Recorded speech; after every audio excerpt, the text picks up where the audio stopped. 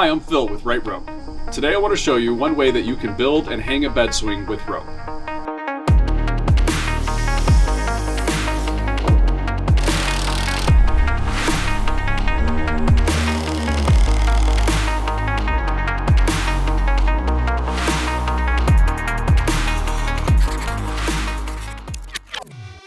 There are many different styles and designs of swings that you can build or buy, and many different ways to hang them. We're going to show you today how we recommend doing it. If you like this swing that we built, there will be a PDF instructional in the description that you can download and follow along if you like. We will also post links to all the other products we used as well.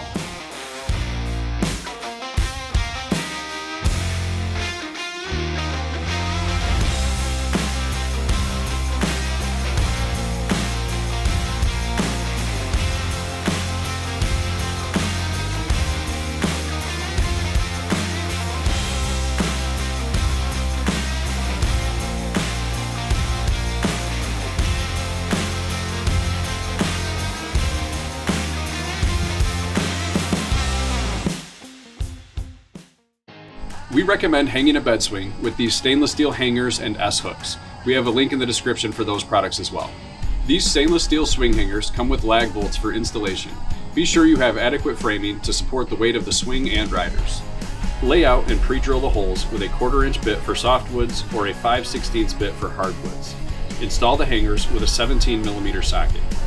Hang the S-hooks from the hanger brackets. These S-hooks are made from 12mm thick stainless steel and can fit up to 2-inch diameter rope.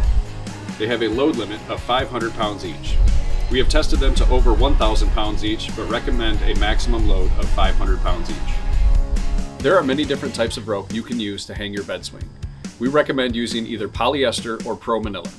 Polyester is the longest lasting synthetic fiber for outdoor use. We have that available in 8-strand or 3-strand ropes in white, black, or tan. Promanila rope, like what we used, is also available in 3-strand or 8-strand varieties and is a great overall value.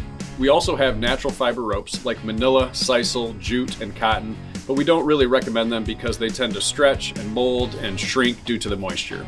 You can order your ropes from Rightrope.com with eye splices on one or both ends. We can customize the size of the loops for you. For this project, we used a 4-inch diameter eye splice on the top and an 8-inch diameter eye splice on the bottom.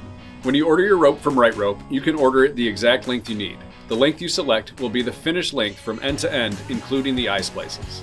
If you plan to tie a stopper knot for the bottom to hold the swing in place, plan on using about 12 times the diameter of the rope to make the knot.